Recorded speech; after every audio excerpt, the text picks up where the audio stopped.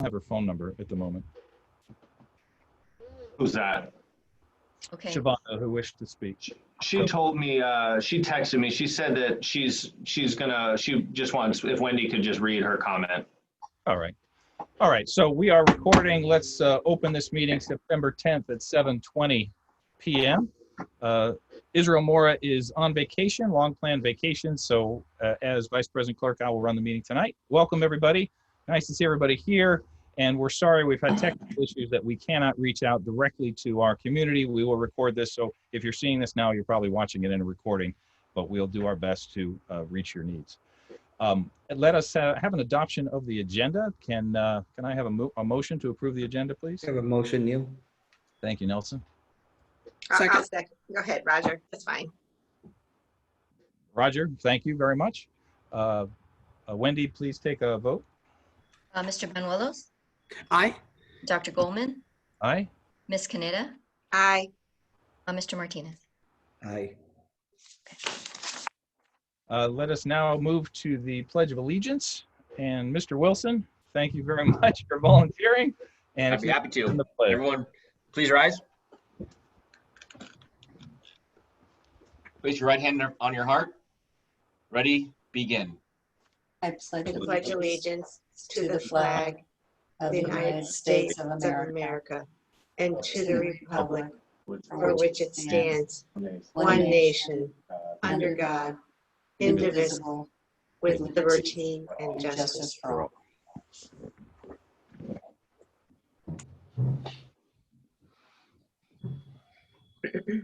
All right. Tonight we have scheduled a special presentation. We are foregoing that. We will postpone that for another meeting. And we'll now go to public comment. And before we get there, let me just say this is a gold letter day, a gold star day in the history of Wiseburn. I know many folks will talk about it. We'll leave you in suspense if you don't know, and turn now to our From the Public. Wendy? Okay, I cannot access that. 1 second. Why don't we keep going forward and let you know when I can pull that up. 1 second. All right, so why don't we move to the board comments, and why don't we start relative to this Gold Star Day. Roger, Mr. Banuelos, please. Yes, thank you, Neil. I would like to share with the community that earlier today, the State Board of Education did have on their agenda, we're item number 6, and their item was to consider the transfer of territory for the choice blocks to join the Wiseburn Unified School District. This has been an effort that originated many, many years ago, I believe back in 1972. So it's been about 48 years, nearly 5 decades of effort from many, many people in the community that have long desired to be a part of the Wiseburn Unified School District, given the change in boundaries before. A little bit of history where the current boundary is that, don't want to say excluded the choice blocks, but it used to be a farming community here, and that district boundary line was literally an irrigation trench where the boundaries from Lawndale and Wiseburn were originally designated. You move fast forward 50 years from now, and now you have an area, a pocket within, which is actually considered LA County, part of a Del Air area, but it's affectionately known as well as Wiseburn, and also Wiseburn, the choice blocks, but also Rosecrans and Inglewood now exist, and all those farming communities are no longer there. So in today's meeting, the California Department of Education and the LA County Committee on District Organization recommended that the choice blocks be formally added to Wiseburn Unified School District, and that they would be able to vote for themselves in terms of whether they can join the Wiseburn Unified School District. The committee, the State Board of Education, took that action item today and deliberated for well over an hour, and ultimately decided to affirm the recommendation of the CDE and the county committee to allow the transfer of territory for the choice blocks to join Wiseburn Unified on an 11-0 vote. It was a unanimous vote, so it's a beautiful day in Wiseburn. It's something that has been a dream of many, many people for nearly 50 years. So I'd like to congratulate all those people that came before us in terms of this effort. I don't know all the names. I wish I knew all of the history of all the people that have participated. I know a lot of people in this room have participated in it. I personally have been involved with the petition for about 11 years since I've been on the board in different roles. But I do want to have some special recognitions on a couple of people as well that I've had the opportunity to work with. First and foremost, the chief petitioners. This was their drive. This was their petition. This is what they wanted to do. And they reached out to Wiseburn Unified if we were to accept them into the district, should they be successful for their petition. I'd like to thank the entire Wiseburn board for saying yes and approving that, because those choice blocks truly are part of our neighborhood, and they have been for many, many years. It's an incredible day in the sense that so many people have worked on this effort. It's not one person, and that's usually how great and monumental things occur. I'd like to recognize the most current and recent chief petitioners, Shavonda Christmas and Eddie Uranda, who were part of the presentation today. Dr. Blake Silvers was part of the presentation to the State Board of Education, as was I today. But I also don't want to forget another key individual as well from the Wiseburn Unified School District that helped us spearhead this effort for many years as well, in terms of the support when the petitioners reached out. And that's also Dr. Tom Johnstone. He's a tremendous gem within our Wiseburn community. I know he's a retired superintendent, but I called and congratulated Tom today, and I shared with him that I think he's the gift that keeps on giving. He may not be here today, but this also had roots in Tom Johnstone and his efforts. So thank you, Tom. Thank you, Shavonda and Eddie, as well as Bill Magoon, who is also one of the chief petitioners. And I apologize if I'm leaving out your name. It's definitely not by design or intent. There are just a lot of people. I'd like to thank a lot of the folks that called into the presentation today and they made public comments. I know Dr. Blake Silvers made comments as well, and Dr. Neil Goldman, you made comments as well today. There was, I believe, 9 or 10 comments in support of the choice blocks. And again, the decision was thoughtfully deliberated by the State Board of Education, and ultimately it resulted in an affirmative vote of 11-0. So I'd like to say congratulations to everyone, and just give a round of applause, if you would please, to the chief petitioners. Thank you. Thank you for an incredible effort that has culminated into that. Next steps, in case you're wondering, the State Board of Education approved it. This will have to go to an election. More than likely, it would be probably like November of 2022 for a general election. That would be to be determined in terms of the next steps. Once it gets on the ballot, the choice block residents would be the participants that get to vote. And if they vote their own inclusion into Wiseburn Unified School District, then it'll become permanently and official. So again, welcome to the Wiseburn choice blocks. Congratulations on your petition, and we look forward to that day when the vote comes and you're officially recognized as a part of the district. So thank you. Thank you, Roger. Well said. Welcome to our community, being part of our community. So very, very exciting. Anything else you wanted to add, Roger, on other areas? Yes, real quick, I do have a couple of things to add. One is I had the opportunity to attend the Dana back to school night.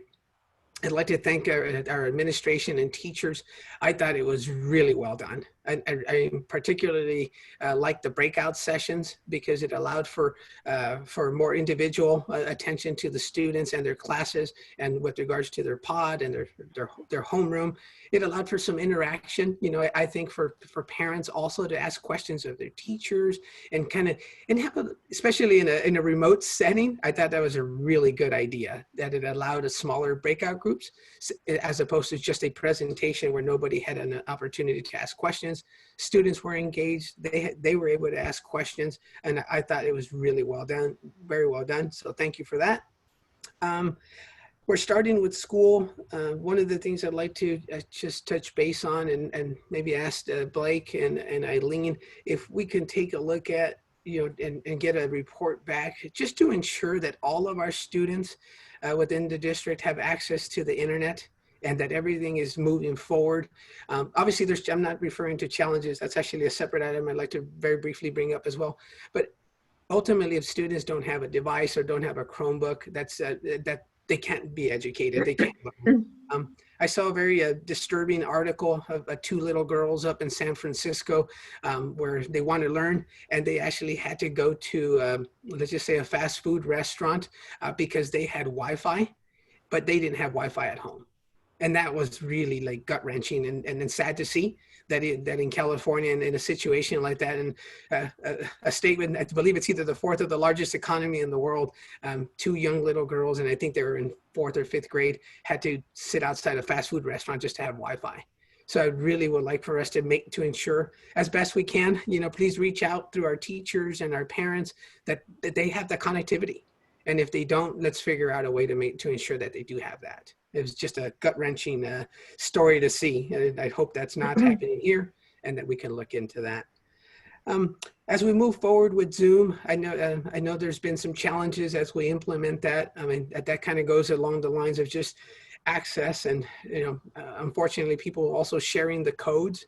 I do ask our parents, our students, and administration, as much as we can keep the access codes or the links, private, so that people do not have an opportunity to just join in, because I think some folks have been kind of crashing some of the classes, and we've seen a few incidents that are just not appropriate. I'd like for us to just consider monitoring that as best we can, maybe some training as to how do you identify the person once they've joined on to a Zoom call. How do you kick them out, like as soon as possible? I don't have an answer to that, but if we could take a look at that and work with our IT departments and help our teachers out there. I know that has to be an incredibly stressful situation because all the attention goes to our teachers, and I want to thank them for their patience as well. It's not easy when all eyes are on you as to what are we going to do, right? So, and to the parents, bear with us. We're trying to make the best we can with the technology that we can use to use the platform. So if we can look into those items, I'd greatly appreciate it.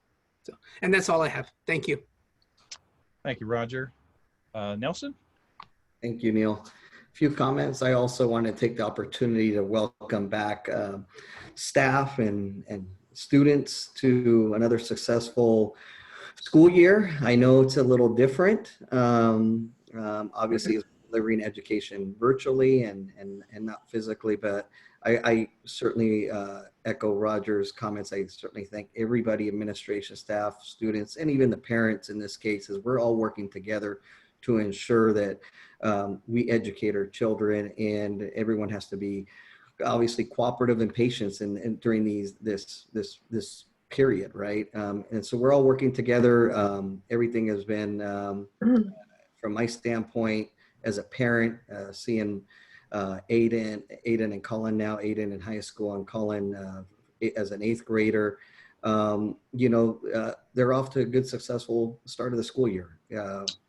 Albeit that it's, virtually, it's been very successful, and I credit the administration and the staff for making that happen. So thank you, everyone. I know it's a lot of hard work.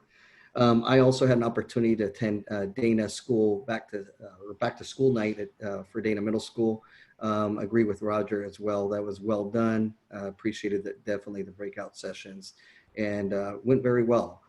So I commend everybody for making that happen. I know this is all new as we're encountering this, and I certainly appreciate all the hard work that goes into making something this happen. We had to do this in a very short turnaround. So again, I commend administration, staff, the technology that's kind of behind the scenes that we don't see, that they make it happen. So just thank you to everybody for that. I also wanted to leave the meeting with recognizing all the people and their efforts with the choice blocks. I think after tonight, I will refer to that to the blocks. It's 400 families, I believe, that this has impacted.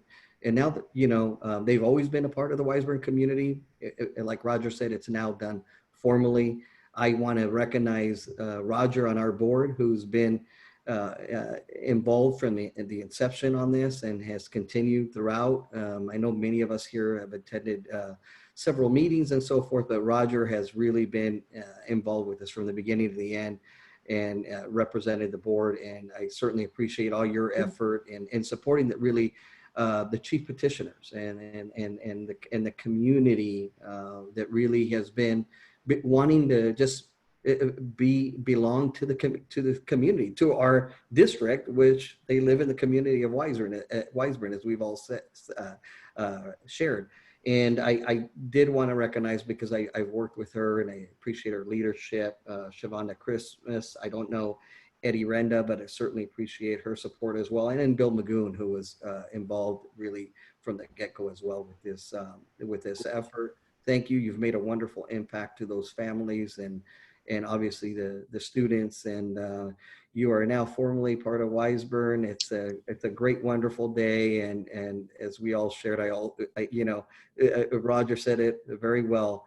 Tom Johnstone, who also took this on, and he is a gift, and he does keep on giving, and we certainly appreciate him as well. So thank you, everybody. A wonderful day, and I'd like to turn it over now back to you, Neil. Thank you. Thank you, Nelson. Joanne. Hey, folks. Good evening.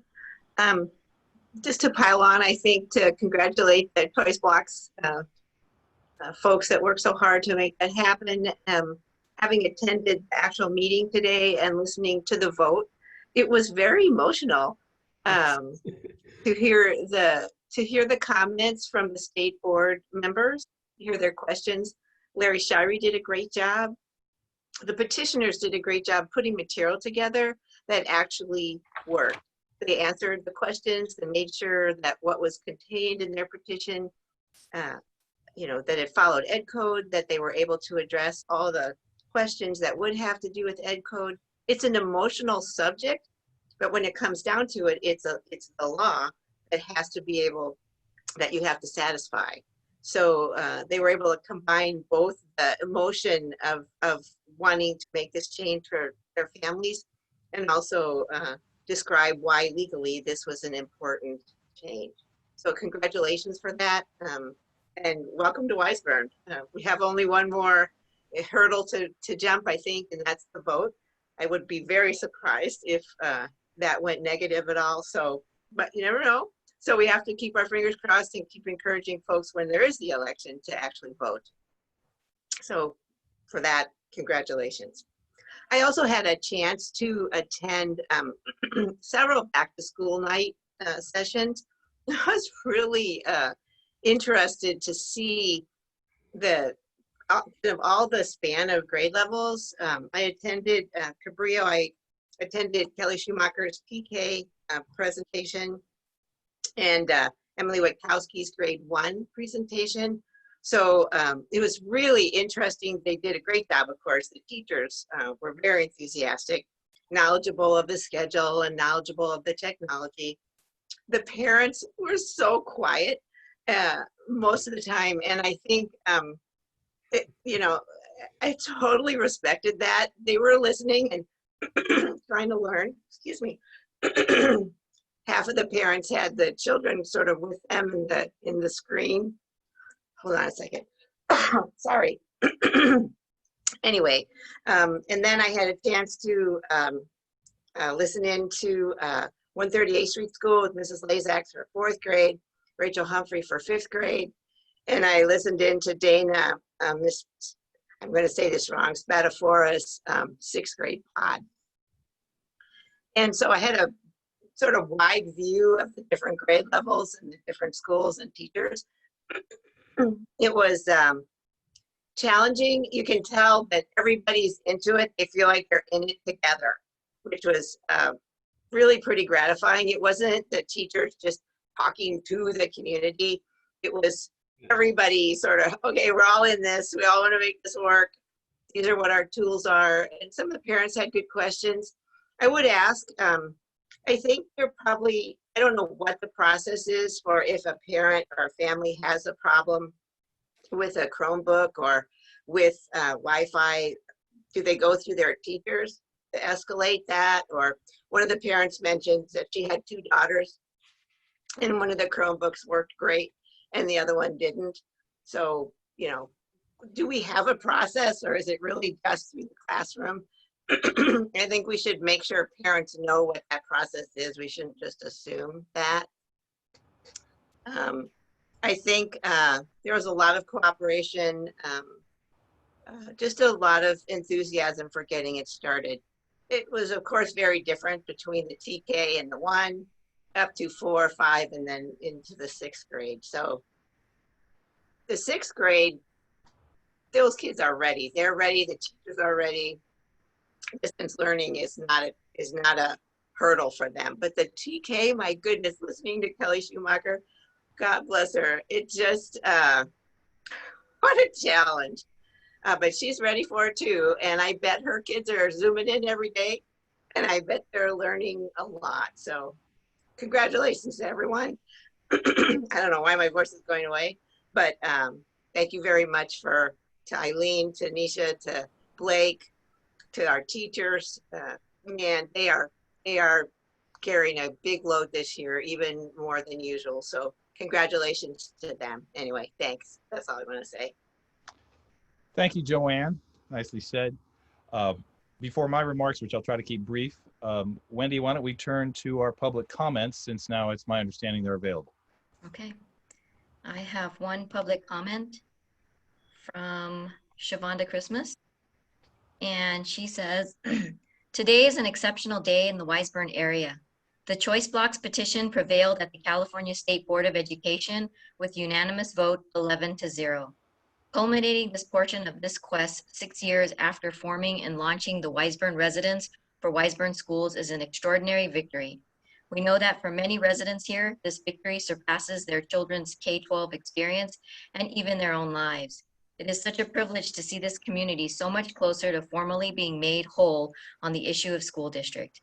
And I want to thank each of the Weisburn Board trustees for your perseverance and support, and especially Dr. Blake Silvers and his predecessor, Dr. Tom Johnstone, who somehow found the energy and time to step in and talk through all the issues and stand with us as true allies. As I said on our Facebook page, we've been adopted. All right, thank you. And thank you, Wendy. Thank you, Shavonda. Thank you, Eddie. Congratulations to you. Joanne, you said we're in it together. Well said. It is a community. It was really fun to hear the speakers, not only from the choice blocks speak, but also from community members who are not in the choice box, but in our district also speak in favor with no opposition, which was really terrific to hear. So I'd like to informally dub you the welcome blocks, and it's good to have you with us. The couple things I'd like to comment on, in addition to, again, this is the beginning of the year. Thank you, teachers. Thank you, Sarah Nitsos, for all you're doing to help us get technology again. Blake, Eileen, Nisha, everybody. Thank you, Dave, getting our numbers in order. Really appreciate everybody stepping up. We appreciate the community. We appreciate the parents and the guardians who are helping our students. We're all in this learning together. If you have comments, we're learning. We need information and feedback. Please share with us. Please share with the cabinet, the superintendent, your teachers, your principals. Let us learn so we can continue to improve and grow together. It's going to continuous improvement process. We'll get better with your help. Also want to make a couple comments as to the beginning of the year. Dr. Silvers, thank you for your optimism and your passion in the opening remarks. As you said, this is the beginning of the year, but you're as enthusiastic and passionate as ever, because education is what we're all about, and that's what we're getting an opportunity to start and do again. So it's good to have that. Thank you for those thoughts. I also thought, I know a couple of my board member colleagues, I think Joanne and I think Roger Nelson, you might have been there as well. The implicit bias presentation I thought was excellent. And I not only want to kudos to the presenters, but to the teachers and the participants for their questions and their thoughtfulness, asking questions that I don't think even the presenters had heard before, which was really a tribute to the bright minds in the group. So thank you very much. I think I will leave it there. Everybody's had a lot of good things to say. So let us move on to comments from our cabinet and move to our chief business official, Mr. Wilson. Thank you, Dr. Goldman. I'd like to share my screen.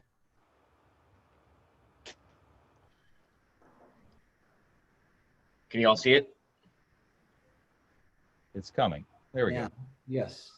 So I've been working with Bill, Denny, and Annie on preparing a list of the deferred maintenance projects that we should be looking at starting to complete. And so here's a list of the school, the project, estimated cost if we have it. So the first one is the ANZA bell clock. It's actually the bell clock and PA system. I think we have a quote. I don't know why it wasn't included. Eileen, it was what, like 60K, I want to say. Does that sound about right? Yeah, that's about right. Okay. And so, we'll start looking, scheduling that to get going. 138th Street, 2 units, the air conditioning units. We got one bid at $17,680. Looks like we're going to schedule that in the month of October.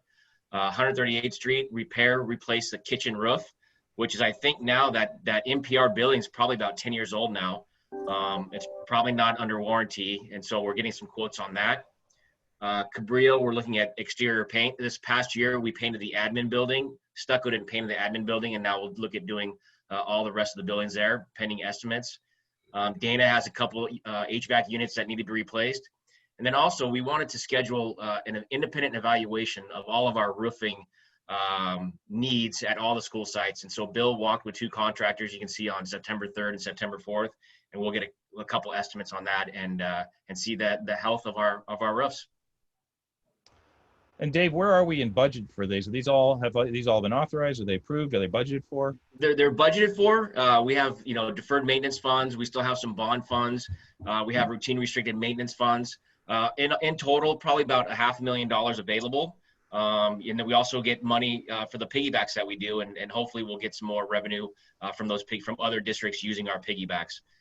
So it's in that budget, and we'll once we get these numbers, we'll bring them to the board for approval. Dave, do we also have some monies in our developer fees, or we utilize that? We can't utilize that for deferred maintenance. We have been using that fund to increase the preschool footprint because it's increased enrollment. And so we're using developer fees for the Del Air project. Got it. Okay, thank you. Dave, on those projects that you just listed, could we prioritize, after you get the independent evaluation of the roofings, could we prioritize the roofing just to ensure that before weather comes, we take care of those items? Absolutely. And Dave, I think the 138th roof, not the ANZA roof. Is there any thought on that as well? We're going to look at that as well. So I think once that evaluation comes back, it's going to shift our priorities. And so some of these other things might fall down if we really see there's a greater need to repair roofs. I would certainly like to see the whole complete list of what we need to do before we start approving anything, so we prioritize. Right. These evaluations should be taking place probably within the next 3 to 4 weeks, and then we'll know the health of our roofs. And so if they're really in terrible shape, we'll make that priority number 1 before the weather comes. Great. And then lastly, Dr. Goldman was inquiring about the cost to borrow money for the tax revenue anticipation notes for our projected cash shortages for this year, because the state's going to defer a lot of our apportionments into the following year.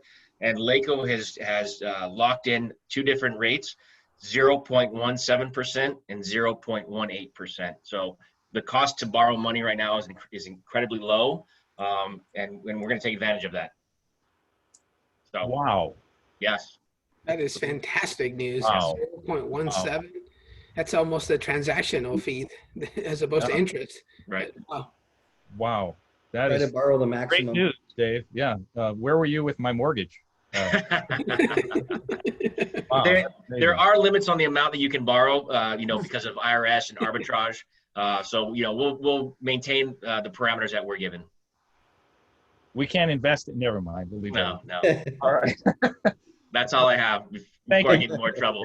Appreciate it. Exactly. Thank you. Our Director of Student Support Services, Dr. Dugal. Good evening, everyone. I also have a presentation for you, or some slides to look at, so give me just a moment. All right, so I'm thinking in the last couple of days, many of you have heard of all of the updates that the Department of Public Health has given in regards to opening up schools and having students come on campus for assessments, or coming online or coming on campus for cohort instruction.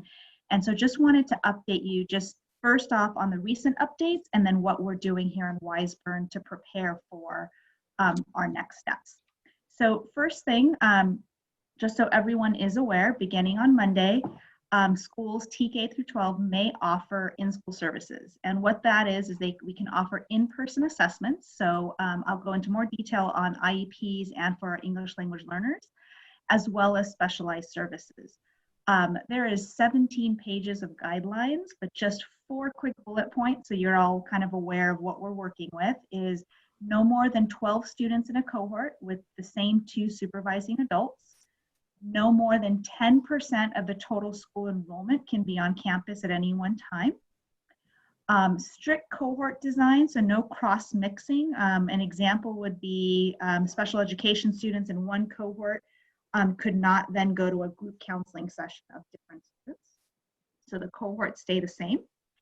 And then they do ask that we utilize outdoor space for at least 50% of the time. So we would need to designate outdoor areas for assessments as well as instruction. So those are, like I said, there's 17 pages of guidelines, but these are kind of the main ones I think that would have been important, that are important to our community and for board members to know about. In detail now, in-person assessments. So when we bring students back, there is the in-person assessment piece as well as the cohort and instructional piece. So first, the in-person assessments is for special education students. This would include any assessments to be completed in person. So this could be speech language assessments, psychology assessments, occupational therapy, so the gamut of the assessments that we give. And then for English language learners, it's specifically for the initial English language proficiency assessments for California, or the Lpac. Those will need to be done in person. So we are working on what that may look like for us. So once again, there's in-person assessments, and then there's also the in-person instruction, or the cohort model. So this would be for special education design instruction and services, or DIS services. This would be a phased-in approach and would be specifically for specialized services. Next steps for us, what we're going to continue to do, and we've been doing this already, but continuing to explore policies and practices to protect our staff and students if and when we begin to return for assessments or in-person instruction. Continuing collaboration with our employee leadership, so that will continue as well. We have already been exploring measures to ensure physical distancing for staff and students. So this includes just the 6 feet distance, plexiglass, PPE equipment. How are we going to ensure infection control? So if there is a breakout, what does that look like for us? What are our next steps? And then finally, one of kind of the leading forces in this is really making sure that we have equitable access to critical services. And so just this week, we launched the Special Education Leadership Collaborative, which I've emailed all of our special education parents and all staff members to be a part of. And this group is really a collaboration of various stakeholders, not just special education, to really discuss what the challenges are for our students, identify some best practices that we can use, and then obviously also discuss and dialogue around the phased-in approach. So what is it going to look like when we come back? So just so everyone knows that we are continuing to explore both the in-person assessment piece and what coming back on campus for instruction would look like. Before we go any further with any next steps, just so everyone understands that this all has to be approved by the LA County Department of Health. So part 1 is completing the 17-page document where we have points of contact identified, we can estimate the number of students that will be on campus, making sure we have adequate PPE equipment, what's our plan for testing and outbreak. So once we submit that form, then the Department of Health will look at that form and let us know what improvements we need to make in our plan, and then and only then can we open. So it is a phased approach. We are going to be diligent and careful with how we go about opening, but we wanted to let everyone know that we are exploring what that would look like.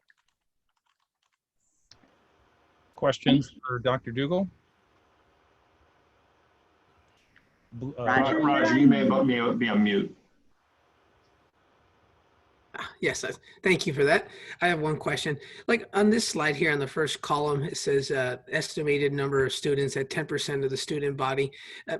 Anisha, right now, based on our enrollment and with our students, do we think we'll be close to that threshold? Are we under that, or do we have a greater than 10% need? Or is it too early to tell? So we're at the phase right now, and when we're looking at just say special education, what I've been having the service providers do is actually identify case by case which students we would need to bring on campus. We're not taking kind of a big approach of, hey, we need to bring back 100 kids, but actually identifying which students would need to come on campus. So I don't have a number yet of exactly how many, because we are making an effort to do this case by case. Okay, thank you. Can I just clarify a couple of things? So one is that there are certain services that obviously it's not ideal and or even effective to do in a virtual world, our virtual platform. So those would be the first phase of students that we may, if things were to add up, be able to bring back to provide services that we couldn't do online or via a Zoom or some sort of online platform. The second piece I just want to be clear about too is that, LA County is still in tier 1, the purple tier, I think it is, of the safer business reopening phases, the new tiered system. And so we're still in the widespread community transmission phase of COVID. So we're cautious. We're going to be very, we're going to make sure safety is number one, and as we move forward. So just want to be clear too that there's still a lot of uncertainty out there in terms of where the virus is and how bad it is impacting LA County in particular. And maybe Dr. Silvers or Dr. Jewell, you can clarify this. So I'm understanding that this is what can be done, what needs to be done before it's done, but I'm not sure I have clarity on what exactly is our plan to be done. Did that make sense? So our plan right now is, once again, we're going to continue to explore what our policies and practices would be. Is that this is not a mandate that we must do in person, nor that we must do in-person assessments. And like Dr. Silver says, we are trying to identify which assessments, which students we must bring back on campus. But we are right now at an exploratory phase of what that would look like. And Neil, to that point too, it's that we know that this is going to start getting a lot of media attention and so forth across districts locally. So we just didn't want the community, we didn't want the board to be surprised as information starts going, starts running through kind of the circles of education, different school districts opening up or not opening up, and what does it mean to have these certain populations come back to school in cohorts versus assessment. So we sort of wanted to lay the groundwork for what we're looking at now. So as we do start creating maybe a more specific plan, of course, we bring that to the board and let you know that these are kind of next steps that we may need to take. Should we be able to do it safely? So this is really the ground floor as we're getting information just to keep everybody abreast of what may come tomorrow in the paper or newspaper or online, not paper, but some sort of media. There's Did no. we have I'm sorry, Neil. Go ahead. No, please, Joanne, go. I just was curious if we had a particular school in mind where we would host these services, or is that also premature? I'm having the nurse right now with the health clerk explore that option, is figuring out which site may be best to have, deemed the assessment center. And so she is looking at that for me, including, what equipment we have and what we may still need. And so our priority is to have one center and one assessment center set up, and then kind of move from there should we need more space. Thanks. Yeah, I figured you'd want to focus on one location separately to get started. Yeah. Wow, this is a different question, so go ahead. Sorry. Last question for me. Tier 1, Tier 2, Tier 3, do we have any expectations of which services will be provided first in person, which of our groups will support services will be offered, or that's still part in the mix? That's part of the mix, and I do hope that the Special Education Leadership Collaborative, that we can bring that together and really have dialogue around which students would be best served to bring back. And I think Eileen as well, there's definitely a need and a timeline for English language learners to have their initial assessments as well. So Eileen, you want to speak to that too? Right. We have a number of students who need to have their initial, it's called Lpac testing, which is the initial test provided to students. We did receive protocols on how to do that testing virtually. We're looking at that closely to see if it's really feasible for us and to work with our parents. We also have some options for bringing students on campus. This is all new. We've just gotten this information. So we're just vetting that and looking at it. But we do have a number of students that we do need to test. There's a 30-day timeline on this that we need to adhere to. There is a proposal on the governor's desk waiting to be signed that would extend that timeline for us. So we're waiting to see about that too. Right now, I'm sorry, I have to add, students, even if they're not identified yet through this test, are receiving services until we can get the results of those tests. So I just want to share that with the board. I can appreciate what a conundrum this is, right? We want to provide the best services. We want to do it safely. This is really a conundrum. Joanne, did you have a further question you wanted to ask? There you go. It's a little peripheral to this, but in selecting the campus, I noticed that in the back to school nights, fully half, maybe more of the teachers were actually presenting from their classrooms. So, which is great. You know, I think that was, sort of a really, if that's their choice, certainly, but it seemed like a, great opportunity for them to do that. So obviously we'd have to take into account what other activities are going on a particular campus, which we may or may not necessarily know right off the bat. And because the teachers could choose maybe Monday, Wednesday, and Friday, they want to come into their classroom, and Tuesday and Thursday, they work from some other location. So it seems like a really tricky puzzle to put together. Absolutely. Well, thank you, Dr. Dugal, for leading us on this path. So thank you very much. You're most welcome. All right, Dr. Harbeck, our Assistant Superintendent of Educational Services. Thank you and good evening. We are talking about tricky puzzles, so I'll bring mine up, which is the last time we met, I shared with you that we had 5 professional development days for our staff, and we just had outstanding attendance and participation from all grade levels and all of our wonderful teachers in learning these new programs and strategies for distance learning, with plenty of time for them also to work with their peers. And that was followed by, and I shout out to Shannon Tepper on this from 138th Street. She held 3 drop-ins for parents to learn about Zoom online, and she had just over 120 participants in those Zooms. We then had an all-day drop-in for parents, again, to come in and learn anything they needed to know about programs with Sarah Nitzos and Joanne Michael. And we had just over 100 parents come to that as well. So that was followed by the publication of a parent tech guide. And so Joanne, you were asking about how we're supporting. I just want to share a little bit about that. This tech guide is it's a instrument that parents can go to. It was put out before school started by the principals, and it has a table of contents with live links. It takes them to the direct pages of whatever they're interested in. So if they want to know more about our programs, not just Zoom, but schools PLP, which is being used in our elementary schools, and Arizona State University and Canvas, our learning management systems, it's all in there. And in addition, there is a dedicated helpline or help ticket system email for each campus. So if a parent runs into trouble, they can use that. And that is in the publication, but also the principals have advertised this. So parents, there's a live person at the end of that email chain, so they can get help immediately if they need it. We also provide that guide on a Google form, so if we do need to change it, it's live and we can let parents know as we discover their needs. We have the same system for the teachers. They also have a guide, and the guide has not only written directions, but links to videos if you prefer to listen to someone share how to navigate these different technology needs. And those were made in-house by our own personnel in many cases. We also we're in development for a survey for both teachers and families.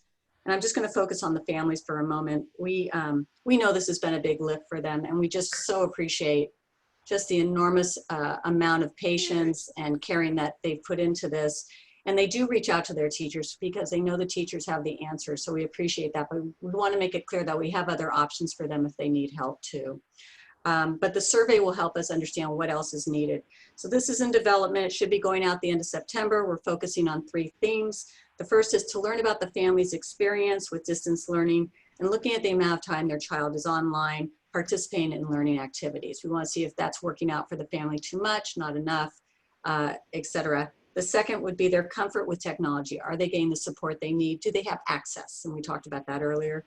And then the third is this child's social and emotional well-being, their sense of connectedness to their school and their peers. Really key in these distance learning times. So adding that survey, and I think Dr. Goldman, we had talked about this survey maybe being something that we could use more than once as a comparison piece through the year. Okay, and we'll do that with our teachers as well. So just, I wanted to just, again, put out there that the tech team has worked very hard.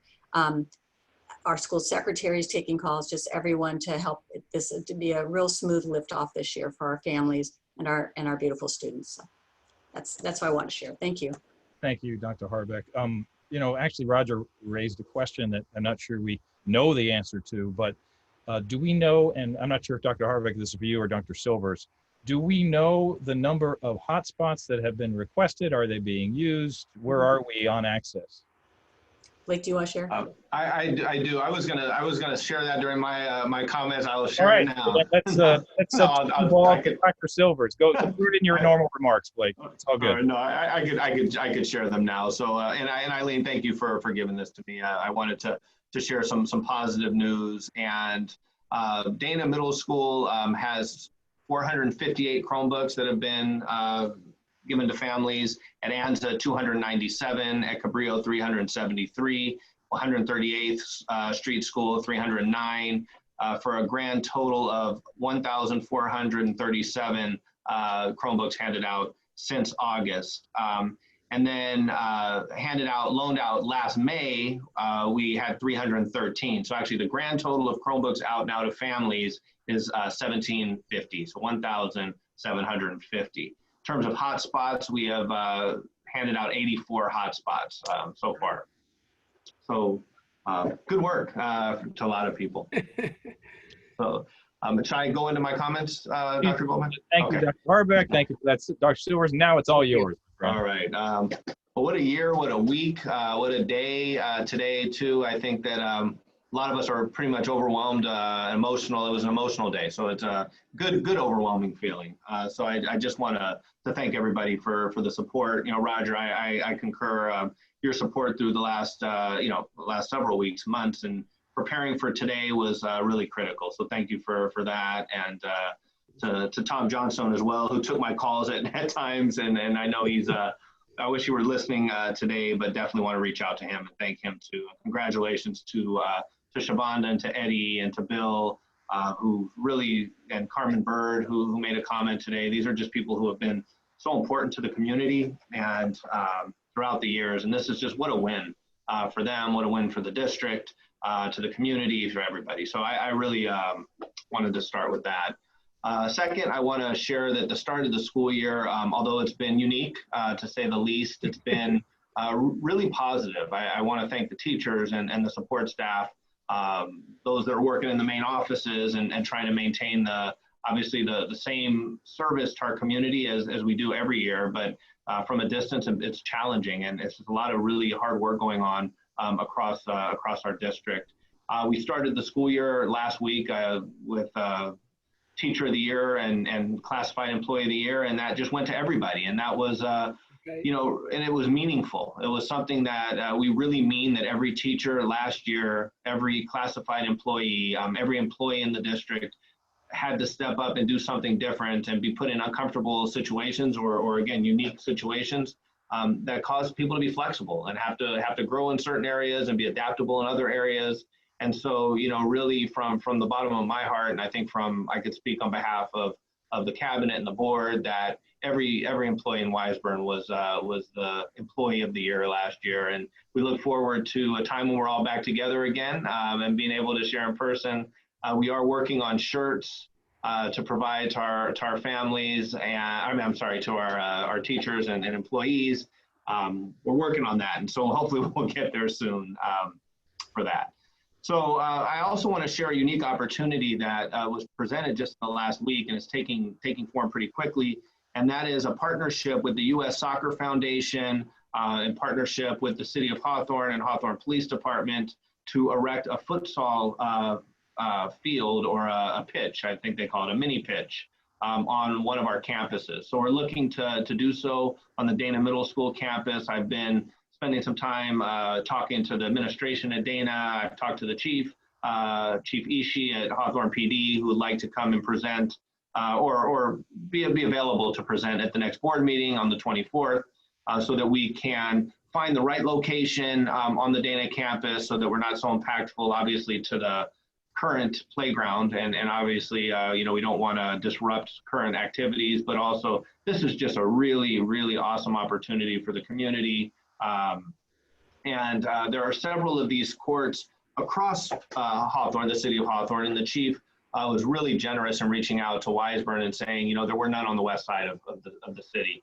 It was really important to him and to the police department in their community policing effort to provide a presence and to be around and to provide to the community in ways that, you know, that a lot of police departments can't do. And so they're able to do that, and they're reaching out, and it's just really phenomenal. So looking forward to working with the board, working with the U.S. Soccer Foundation, working with the chief to be able to try and bring this to fruition here in Wiseburn. It's just a really exciting time. So wanted to share that as well with the board. I also wanted to update on the name change for 138th Street School. I do have to say, with the start of the school year and remote learning, distance learning, and all of that, we are a little bit delayed in that. So I wanted to give a realistic timeline for how this could potentially go. We're looking to maybe end of October, bringing together a group of students and then community members. We want to start with students and have a student group and do a presentation with students, lead that into a community group, and then with the board, obviously in collaboration. Hopefully by, let's just realistically say maybe end of year, you know, just end of calendar year, if not sooner, but just to give ourselves a little bit of a runway to be able to make it happen and do it the right way. So we're not rushing it, and we're thoughtful and all that. So just wanted to share. I know it's I've received a couple inquiries, and I just wanted to make that statement publicly. And last but not least, you know, today is a great day for Wiseburn, and this week has been a great start to the school year. And I don't want to be the dark cloud, but I certainly want to remember, you know, tomorrow's Patriots Day. Tomorrow is a day that we, it's a solemn day in our community, in the country, in the world. And so I do want to take some time to remember, you know, those people who lost their lives, not only on Patriots Day, but also thereafter, you know, in battling terrorism across the country. So I'm across the world, sorry. So just do want to, my hats off to all the folks that have passed and those that support our country every day, our veterans and our active military folks and our police officers and everybody that first responders, firemen and so forth. So, you know, tomorrow is a solemn day, and I just wanted to end with that. Thank you, Dr. Coleman. Thank you, Dr. Silvers, and important note. Let us move to our agenda and the minutes. Can I have a motion to approve, unless without exception, 5.1 and 5.2, both minutes from the preceding meetings? You have a motion. Thank you, Nelson. Second. Thank you, Joe. Wendy, please take a vote. Mr. Benwillows, Aye. Dr. Goldman, Aye. Ms. Canetta, Aye. Mr. Martinez. Aye. Thank you. Wendy, is there a way that we could bring up the agenda? Do you mind sharing that? Since this will likely be posted later. Hang on, is it here?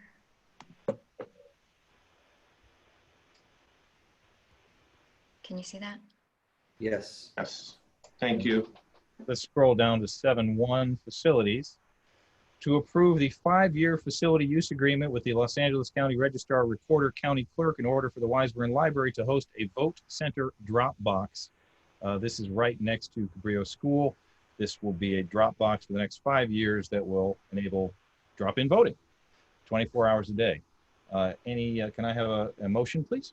I think this is great, and I'd certainly like to motion. Second? Thank you, Nelson. Thank you, Roger. My only comment was I asked Dr. Silvers if we can have any say on the placement, and my request would be as far away from possible from Cabrillo so we don't have backup into the school parking lot. I was particularly curious why we have to give permission for use of a library facility, because the library doesn't belong to the school district. So it does. So we actually own that Oh, property, and okay. it's leased. It's one of the few county libraries that's leased from the district to the county, and Wow, so they did have to get that. I never knew that. Interesting. Thank you. Okay. Thank you. And Got it. Dr. Goldman, I'm sorry, to your question, Dave's actually put a lot of work in. He's done the site walks and so forth with the group. Dave, do you have an update on the location? Yeah, so it's going to be just to the left side of the entry doors. And we walked with a member of the Registrar of Voters office, and there's certain requirements that have to be met when you put these drop boxes in. I think it had to be 3 feet in 3 directions. And so we found a good spot kind of right there in a dirt area, right to the left side of the door. You know, you can't have trip hazards. So Bill and his guys are going to pour concrete. And then once the concrete's poured and dried, they're going to deliver the drop box and get it all bolted in. I don't know why I had the understanding or perception that it was going to be a drive-by drop box, but this is you have to park, get out, walk it to it. Yes, there's a drive-by drop box for library books that would be a great location, but it can't be. The area is too small to host both drop boxes. Got it. So just out of curiosity, has anyone seen one of these boxes yet? I have not. I think I saw a picture of one, and it's similar to you know, like a mailbox, a little bit bigger. I would hope that it's, you know, pretty secure and not easily vandalized kind of thing. And yeah, and I'm they sorry. come and pick stuff up every so often. I mean, do we know that?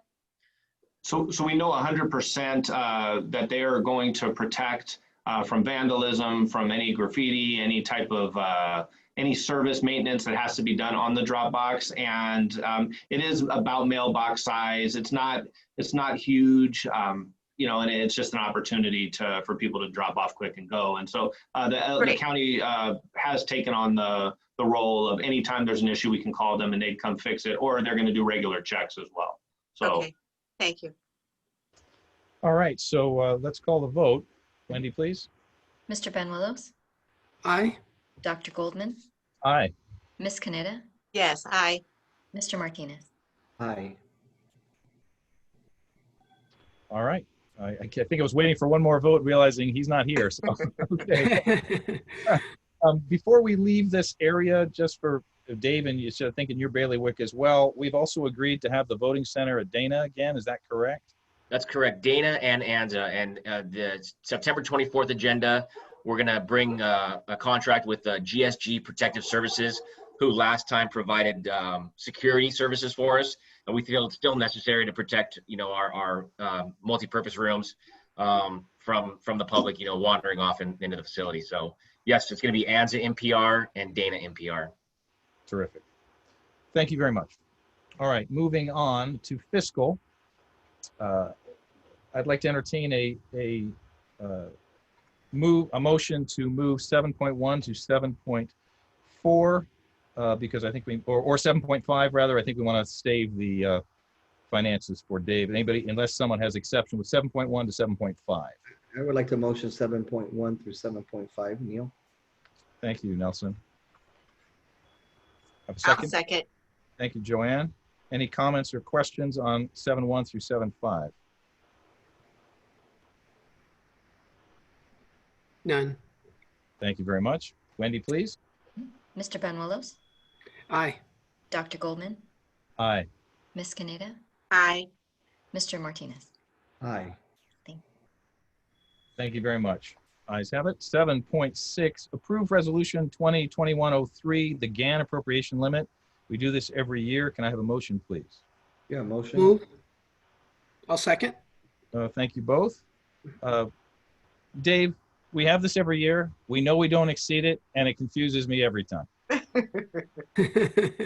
It's more perfunctory in nature. I can read you a statement if that helps to kind of describe it. Oh, there's a statement right there. Yeah. Okay. Gan Limit Summary. The Gan Limit was established by the approval of Proposition 4 in 1979. The intent of the Gan Limit was to constrain the growth in state and local government spending by linking year-to-year changes in expenditures to change in inflation, which is represented by per capita personal income, and population, represented by average daily attendance for schools. The Gan Limit has become a largely pro forma calculation that no longer constrains governmental expenditures. This is because the limit has grown significantly faster than appropriations subject to the limit. Excuse me. All right, I think that gets the gist of it. Yep. But so we're not. We have to pass it, but it's not constraining us. If the limits are so much larger than we have issue with, it's not really relevant. Correct. All right. Any other comments, questions? Wendy, please. Mr. Banuelos, Aye. Dr. Goldman, Aye. Ms. Caneda, Aye. Mr. Martinez. Aye. Thank you. 7.7, approve unaudited actuals financial report. I'm expecting, Dave, you'll want to walk us through this. Can I have a motion, please? Motion. Joanne, thank you very much. I'll second. Thank you, Roger. Wendy, I have a presentation. Can I share my screen? Mm-hmm. Oh, I can't share it with you sharing. Take yours down, right? Oh, sorry. Excuse me. There you go.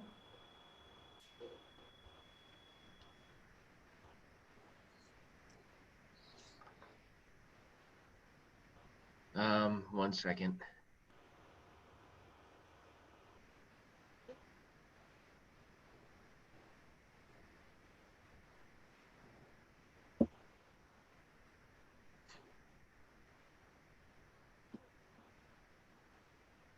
Can you see it now? Yes. Okay. So every year we have 4 budget reporting timelines. July 1 obviously is the July 1 budget. Then we have the first interim report that's due to the board to be board approved prior to December 15th of every year. We have the second interim report to be board approved prior to March 15th of every year. And then the unaudited actuals, which are how we ended up for the current fiscal year, both in revenues, expenses, and ending fund balances. The report has to be filed to the Los Angeles County Office of Education by September 15th. And then it gets forwarded to the state. And I just want to let you know, in the budget report that was sent out to you, it does not reflect the revised 40-day revised budget. And that's because LACO wouldn't let me import it into the software yet. So once they will, and I expect it'll be first interim, you'll see the revised budget that we had in there. It'll be board approved budget and then first interim report. And it won't reflect the July one. So right now it's the July 1 budget's in there, which was based on the May revise. It was very doomsday. We know that as the board took action on the revised 45-day budget, it's a lot rosier. So if you were looking through that report, I wanted you to be aware it's not the most recent budget. So here's how we ended 1920. You can see LCF revenues, just over, almost $21.6 million. Federal revenue, $912,000.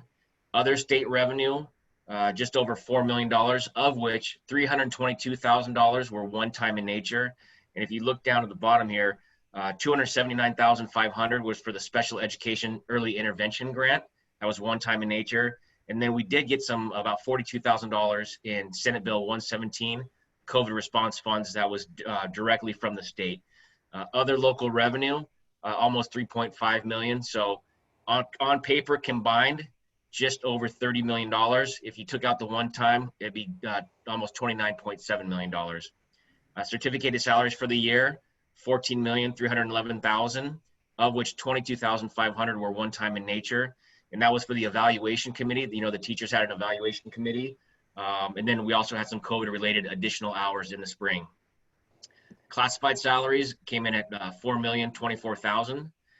Employee benefits, this is, PERS, STIRS, health and welfare, 7,355,000. Books and supplies, about 597,000, of which 63,000 was one-time in nature. And that was for Dana flexible seating. I think the English language arts had a number of classrooms that were outfitted with flexible seating. We bought some backpack hooks for ANZA, I believe. And we also had some one-time COVID-related expenses, PPE, foggers, masks, etc. Then services and other operating expenses, just over $3 million, of which 263,500 was one-time in nature. That was the LPA Master Facilities Contract, the remainder of it. The CDC study with Barber and Associates. We had an SLC expansion. We added a restroom and another building back there. We bought some window safety film for both ANZA and 138. And we also had some other COVID-related expenses. And then capital outlay, 36,741, 14,500 one-time in nature. That was the SLC expansion as well. And then other outgo, which is really our special education costs with our sharing of Da Vinci costs and the regionalized program, just over $304,000. And transfers out, one time in nature, this was the transfers out we had to transfer to Fund 63, the CDC fund, the deficit that we ran in the spring. So in total, combined, looks like we had a surplus of 68,776. If it wasn't for these one-time revenues and expenses, really our true net surplus is about $425,000 for the year. Here's kind of a breakdown of where we were for the general fund expenses. You can see certificated salaries, just over 14.3 million, makes up about 48% of the expenditures. Classified salaries at 13%, benefits at 25%. So these three make up 86% of our expenditures. So this is the lion's share. We're a people person business. Transfers out was 1% at 315. Other outgo, which are special ed costs, 1%, 304,000. I'm sorry, that was capital outlay. Capital outlay, not even a percent, 36,741. Services and other operating expenses, about 10%, and books and supplies, about 2%. We'll talk about our reserves. So our designated for economic uncertainties, 1,744,000, which is about 5.8%, as compared to general fund expenses. If you include our Fund 17 ending balance, it brings that percentage up to 7.6%. And the, elementary average or unified average right now, statewide for 18-19 was about 16-17% for Fund 1 and 17. So we're grossly under here. But if we looked at Fund 20, which the state doesn't, the county doesn't, it would get it up to 17%, but statewide average for these two combined is about 16 to 17%. So I think we have some progress to be made on getting those back up to an average. And that's just a safety net. I mean, you really need your reserves for economic uncertainty is exactly what it is.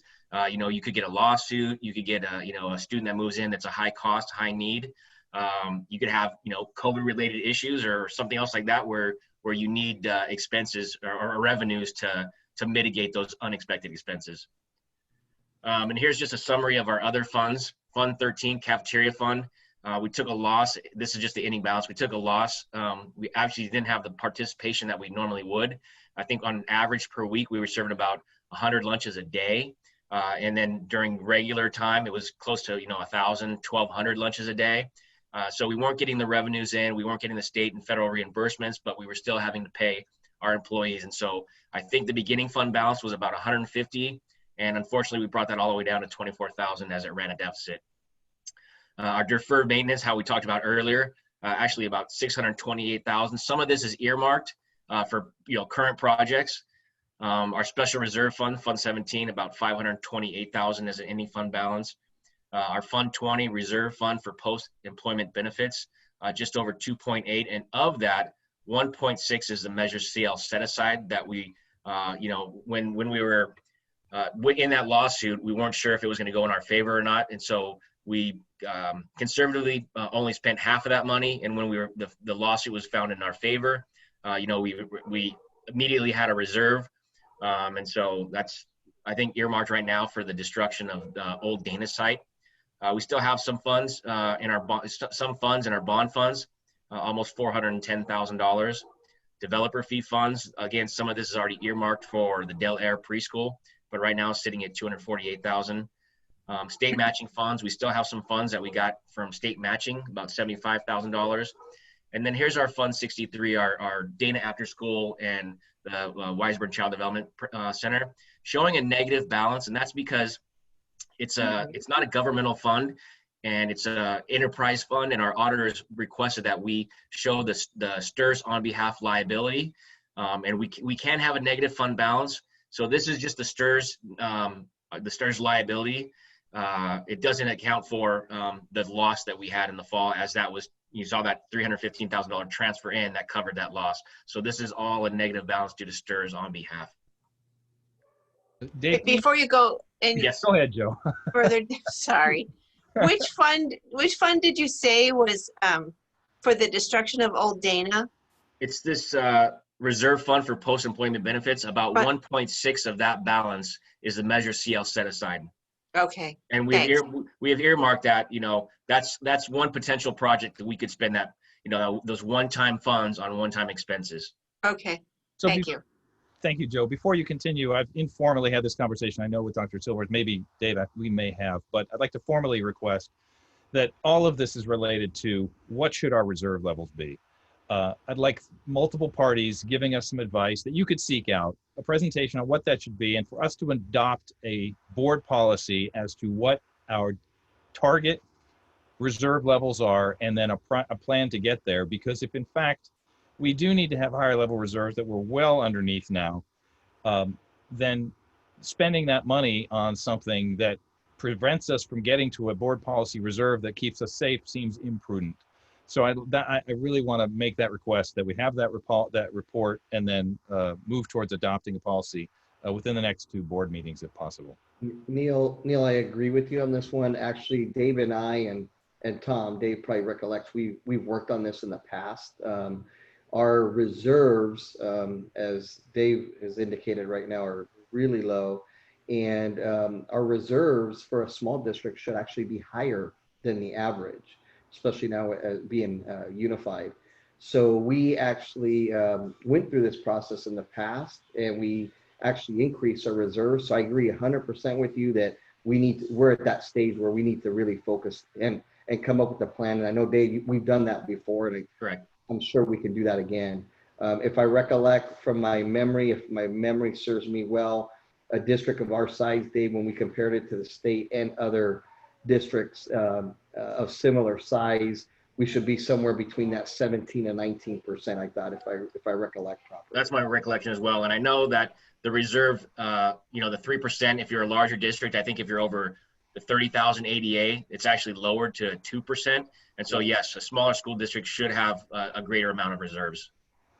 Okay, so I agree with you, Neil. We need to come up with a game plan, and it doesn't happen overnight. It's a plan that takes a few years. If I remember, we kind of did it over a time period last time. Yeah, my expectation will take us a while to get there, but I don't want to wait months and months to come up with that number. So I would ask us to put some speed on that. Joanne, you want to add Well, in? I was just going to ask, during the 2008, 9, 10 timeframe when the recession was so bad and, we had another sort of financial crisis, is this comparable to that time? Do you recollect that? Did we have low reserves at that time too? We did have low reserves, and that's why we started showing Fund 20. If we needed to transfer those funds to meet our 3%, that's kind of when we started using Fund 20 as like, hey, Okay. just in case. But yes, reserves were low as well. And we had to use Fund 20 to show that we could meet the 3% in our multi-year projections. Yeah, so we've had a couple of real challenging financial times. Yeah, and I appreciate what you're asking for, Neil, because it helps us focus the discipline that we need to put into this. Yeah. Anyway, I'd like thanks. to add too that, I know Dave and I have had, quite a few conversations about how to get there. And I think it's very reasonable to say in the next couple of board meetings that we could come back with a plan to the board, a start of a plan to the board on how over a few years we can hopefully, obviously not knowing what the financial future is of the state, but we'll do the best we can to have a plan for the board. And thank you very much. And again, I would like us to have a board policy in place that what is our target. So this is something we're shooting for. Absolutely. And thank you, Dave. Great presentation. Always really appreciate your work. Thank you. Thank you. Sorry to belabor this, Dave. One question though, on the Fund 63, I'm confused as to if we can have a PERS or STIRS liability without employees. Yes. So yes, absolutely. There is certificated people that work in that. It's going back years that they want us to show our STIRS liability. Right. I understand. Now I'm with you. Okay. It's not the current year. This is the ongoing liability. Correct. Yes. Yeah. Thank you. That clarified it. So therefore, we have a motion. Let's take it to a vote. This is 7.7, the unaudited actuals. Mr. Benuelos, Aye. Dr. Goldman, Aye. Ms. Canetta, Aye. Mr. Martinez. Aye. Thank you. Item 7.8, approve additional authorization with consultant Porter. Motion, please. I'll move to approve. Thank you, Roger. This is I'll second. facilitating, and thank you, Nelson. This is helping us with our communications to, I'm going to second, but I have a question. please, Joe. So we were asked to increase the amount in dollars, but if I read this correctly, it doesn't say what the hourly rate is. So I'm not sure how to translate the dollar increase or the total value of the contract to an hour, what sort of, sort of description, work description goes with this? Yeah, I could send the scope of work that we initially worked on, but it's $50 an hour is the Okay, cost. thank you. Yeah, I guess it'd be nice. It's not a high priority because I know it's really, the work that's been done has been pretty good. So, and that's a pretty reasonable rate. I just wondered what the hourly rate was. And just to back up too, is that, we're overhauling, I know it's a slow process, but we're overhauling the user friendliness, if you will, of the website, trying to figure out what pages had led to nowhere, which we did have some pages that led to nowhere. We had some outdated pages. So we've been working on that plan, and obviously not inundating it with a brand new look immediately, but just kind of chunking it. And so we're working in collaboration with our the team here, as well as with Erica Corder, the consultant, to help us have a map for our website that just makes a little bit more sense. That's a never-ending challenge. Gosh. We'd also had, Blake, some conversations relative to all the websites and some uniformity and some leveraging. So all the principals aren't trying to manage that on top of their other lives, that we could leverage that and make that more efficient. Is this relevant to that? Not quite yet, Neil. We're getting there. So that would be the step. That would be the next chapter, if you will. I expect that to be in the next month or so. We actually have another consultant who's a web designer who actually does the physical labor of web design. So ultimately, once this is all planned and our district website is connected, it's connected to all the sites, then we would hopefully have a consultant who could just update the website, and that's the job. And then we'll be able to sort of cut down. It's just, it's a building process, and we're just going through that. But I suspect in the next month or so, maybe month and a half, we could bring to the board at least a completed district website, and then how that would look at each individual site and the work plan or the workflow to keep them updated. Does that answer your question, Neil? I'm sorry. It does. We're moving in that direction. Thank you. We are. Yeah. All right. Call the question, please, Wendy. Mr. Benuelos, Aye. Dr. Goldman, Aye. Ms. Canetta, Aye. Mr. Martinez. Aye. Thank you. 7.9, approve one-year contract with PS Arts to provide a distance learning visual arts program. Motion, please. I'll motion. You have a motion. You have a second. I'm sorry. You have a second. Nelson. Questions? None. Can we understand exactly what we're going to get and where is it going? I'd like to just chime in on this. The PS Arts, we've had a relationship with for many, many years, Public School Arts, and it's just a terrific organization that supports all schools. we wanted to bring back some aspect of visual arts. And when COVID-19 hit, we had to, let go of it for a little bit, but bring it back with a consultant. So what we're going to get for the cost is we'll have videos that are unique to our TK through 5 grade levels, and they'll be split by grade level, so they won't, 5th grade obviously wouldn't fit for kinder. And they're going to have 15 spread out between October 1st and the end of the year, 15 different art lessons. They're also going to receive, and parents will receive an art box that would support these lessons. So we're going to be really careful with what goes in those boxes, that they're age appropriate and that they match the videos. So there's a lot of planning that goes on there. So we think it's a good price. We also, and we'll bring this back to you later, received a grant from the LA County Arts Foundation, which we have been able to, LA County, we've been able to get that every year. And they've given us the option to revise that grant in some aspect that might help support the cost of this art program as well for our TK through 5. Thanks, Eileen. Oh, During sorry. the back to school nights, there were several questions about art, and the teachers are bringing it up too. So I'm guessing this is going to fill that need. Yeah. Right. hope Okay, so. good. Mm-hmm. Also, thank you for the clarification. I thought that was simply for the 4 nights, and I was questioning the cost. So that makes a big difference. So thank you. And thank you for bringing that up, because this includes family art nights. We didn't want to let go of those. So popular with our families. And then, do we have any indication if we are to get that grant again or reuse that, what percentage of that would be? How much? The grant was for $12,500. So we'll see where it fits. Some of it, of course, needs to go to the middle school, which had some original needs there inside the first grant. Well, very appreciative of the grantors and their generosity. So thank you very much. Wendy, please call a question. Mr. Banuelos? Aye. Dr. Goldman? Aye. Ms. Canetta? Aye. Mr. Martinez? Aye. Let's move to consent. Items 8.1 to 8.23, pending any comments or questions. Can I have a motion? I'd like to make a motion for 8.1 through 8.23, Neil. Thank you very much, Nelson. I'll second. Thank you, Joanne. Comments or questions on any of these items? I have a question for Dr. Harbeck, just on, I know there's been terrific efforts on the PD days and the great work at the beginning of the year. Can you just give it a heads up on how that's going to be going moving forward? So we have our teacher survey going out. We're working with the principals. We actually have a meeting tomorrow to discuss what they see as the needs of their staff and when we can time that in. We have short PDs going on from between now and November 6th, which is when we have our next all staff professional development day. We actually already have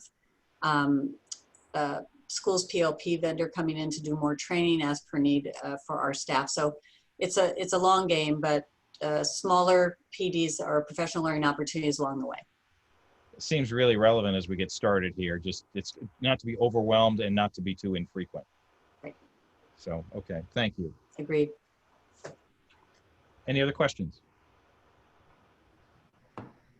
Okay, Wendy? Mr. Banuelos? Aye. Dr. Goldman? Aye. Ms. Canetta? Aye. Mr. Martinez? Aye.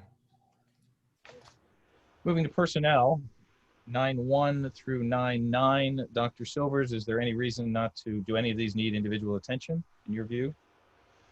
I would like to pull 9.9 for a separate individual conversation on that. So be it. With it. So you want to move 9.1 to 9.8? Yes, I would move 9.1 to 9.8. And it doesn't have to be necessarily pulled, but I do have a question about 9.5. All right, so let's have a second and then we'll ask the questions. Second. Thank you, Joanne. Ask away. Go ahead. Okay. So can we get a little explanation of why we're ratifying an additional 20% assignment? Blake, I don't know. Yes, or yeah, somebody. I'm gonna defer to Eileen, but it does have to do with math numbers and so forth. So Eileen, do you want to just jump in real quick? Right. So in the middle school, math isn't always specific to grade level. So we have a 6th, 7th, and 8th grade math. We also have Algebra 1 that's offered. And so students can accelerate at certain points in their career at the middle school. And it doesn't always come out evenly. So where you have 8th grade math classes and Algebra 1, the way, unless we're going to overload some classes, we ended up with a class, an extra class, what we call a section. So we decide that the best thing to do for kids was to allow for an extra section rather than up the number in the other classes, even in this difficult year, especially with the difficulty with math for students at the middle grades. We know that's a challenge. And so we added a section to lower the numbers overall. So okay, so Maria Garcia, we all know who she is. She's great. So does she teach more than 100%? What does this mean?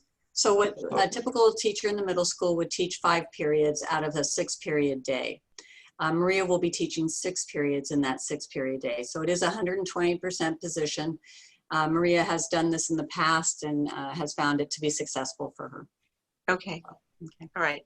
This is a pretty common, especially when you're dealing with math and distinct or sciences and those types of things, to have. It's a benefit, especially with Maria teaching these higher level math classes. It just it lowers our numbers, as well as they get a great teacher too.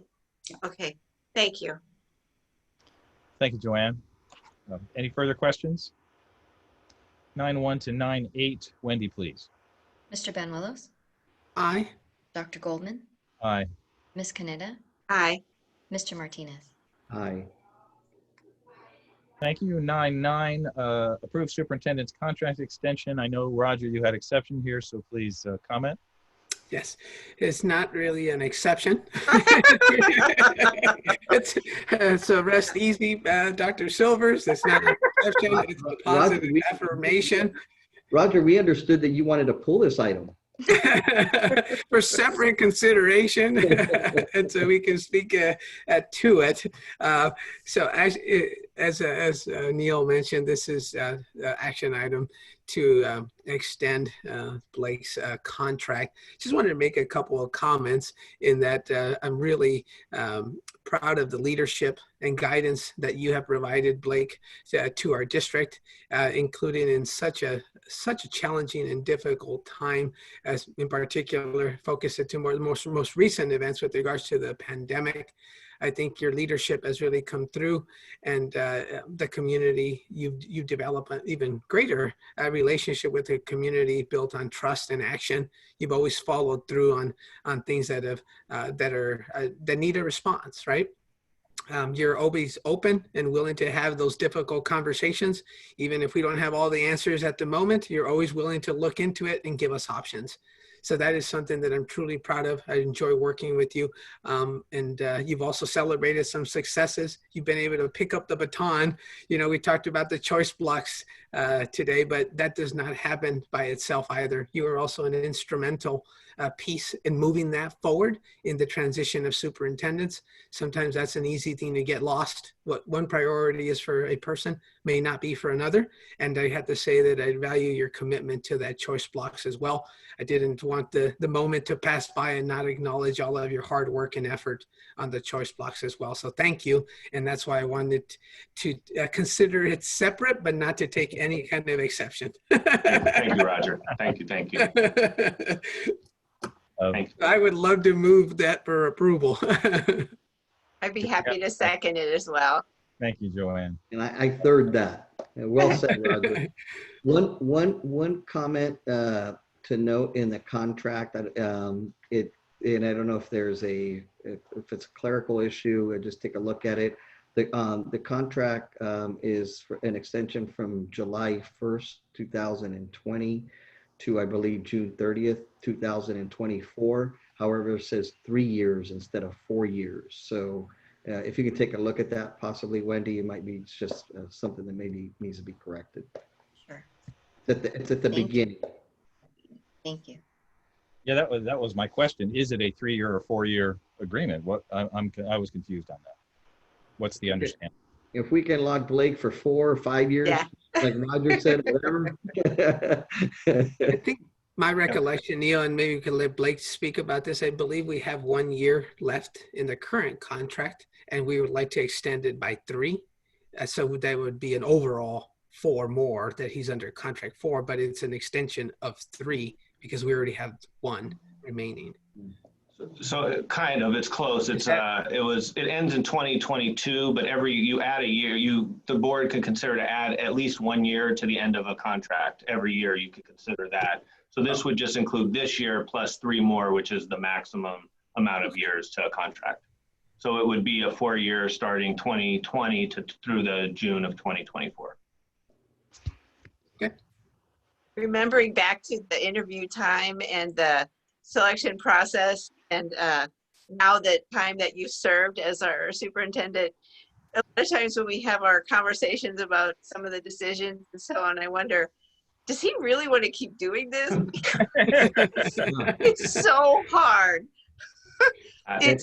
It's so hard. It takes so much of who you are, and that's one of the wonderful qualities that you bring to this work, Blake, is that you bring all of yourself, and we really appreciate it. Our families, our community, everybody benefits so much from your willingness to bring yourself to this work. And it's a huge commitment, and you have obviously made that commitment and keep renewing that commitment in times that are, who knows what to do next. It's kind of like, okay, well, let's figure it out. And we do figure it out, and we do succeed, and we are educating our students in an entirely new educational paradigm. The parents are working in that paradigm, the teachers are working in that paradigm, our administrators are working in it. And it's like, oh, wow, yeah, we just did that. Well, congratulations, because it's a huge accomplishment, and thank you very much. Thank you. Thank you, Joanne.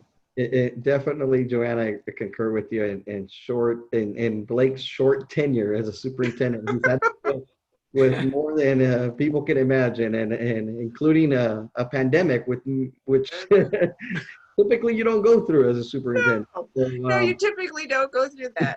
Right, but I'll tell you, it's like Joanne said, and Roger, you just respond so well, and in a very professional and very positive manner, that just brings everybody together, and you've done it just eloquently, and an amazing job in your period. So thank you, Blake, for all the work and your commitment and your dedication to the district. We're really fortunate. Thank you, Nelson. Agreed. I wrote down some just words as I'm thinking about it, what everybody's saying, and what came to mind was grace, perspective, wisdom, love, and vision. And you bring each of those to us, to our benefit. And one thing you've also done remarkably well is figured out how to delegate sleep. So I really give you credit. We very much appreciate you. Let's call the vote.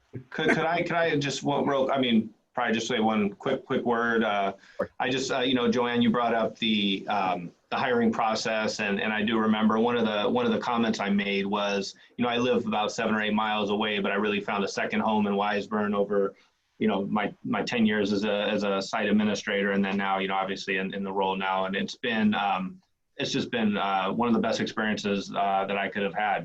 The 13 years I think now, it just seems like. Just yesterday, I was an AP at Dana, and I think Wendy has a picture of that my first days. So I just want to thank the leadership of this board. A lot of, you've all been on this board a long time, and I've sort of I've used you as mentors. I've called on you when I've needed support, and you've all been there, and I really appreciate the mentorship, the support, the laughter, the fun, and as well as definitely the guidance. So thank you all. For that, and for just being there when I call. It's been great, and a great partnership. So thank you. Well, it's a nice final action item on our agenda. So Wendy, let's take this to a vote. Mr. Ben Willis, Aye. Dr. Goldman, Aye. Ms. Caneda, Aye. Mr. Martinez. Aye. There you Thank go. you. The ayes have it. You know, a measure of a leader is the team he puts together. So I know the three of you have had to listen to these accolades, but let's also acknowledge what a great team you put together. So to the cabinet, thank you very much for your significant contributions. Absolutely. And that's a tribute to you all. So thank you. Absolutely. All right. So I believe now, are we going to go to closed or are we going to have our second open at this point? Let's go to second open, and then we could just shut down with second close, which should only be about 5 minutes. Now, I don't know protocol here. Yeah. We're just gonna let that go. So I don't we, think We I've ever had a sighed. second open. Can we just continue in this forum or do we need to formally close and reopen in a new Zoom meeting? so we need they to all logged formally off. close. Oh. Yeah. Oh, I'm sorry. Can we formally close, stay here and then reopen in the same Zoom meeting? Wendy, do you know? I'm sorry, I don't know. I would say, yes, we can formally close this meeting and then stay in this same Zoom, and then we will continue with the other meeting. And we're not recording, right? I am recording on my laptop right now, which we are going to put onto So website. Wendy, how about this? We stay on here, just stop the recording and then turn the recording back on. We So can- let's finish our current meeting with upcoming dates and events. Just keep going. With a regular upcoming meeting September 24th, then October 8th, and then October 22nd, all at 6 p.m. standard meetings. Any other events or things that should be shared for the community or ourselves? Are there any other school, I think back to school nights were the sort of big events Yeah. at this point. So are there, I don't think there are any other school. Oh, I know it, when I was online, there were different, I think Rachel Humphrey was mentioning some fundraisers for the different schools. And so the PTAs have some events that they're planning. Yeah. So I don't Dana know if it would just be had a- possible for us to find out what those are. Yeah, Dana just had a fundraiser, a Chipotle fundraiser this past week. So yeah, I think you're right, Joanne. I think there's some fundraisers out there. Yeah, it'd You be know, nice. Oh, I'm sorry. Sorry, it'd just be nice if, not that we can necessarily make them all, but some of us might be able to. And You know be what we nice. can do? We meet with the principals tomorrow. Let us gather a list of all the fundraisers and the dates. At least we can get through September, if not early into October, and then we can Sure. send those out to the board. Yeah, because those would be important to know about too. Sure. Sure, thank you. Absolutely. All right. Well, this would be a good time for me to mention the utility of a calendar that's updated. So we'll get there. Funny, Thank- you've never said that Thank before. you for the smile. Yeah, we'll get there, and I'm going to keep pushing. Calendar Neil has never said that before. Never. Wendy, isn't the calendar up? The Franklin. calendar's up, right?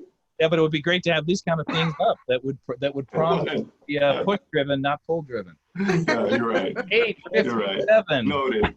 We are Let's adjourning buy this you a meeting. Franklin Covey, man. Let's just buy him a Franklin Covey. Cody. They I was don't the even make 37th those employee anymore. of Franklin Covey, Nelson. Literally. All right. That concluded our meeting, so we can stop recording and we will come back in a few seconds.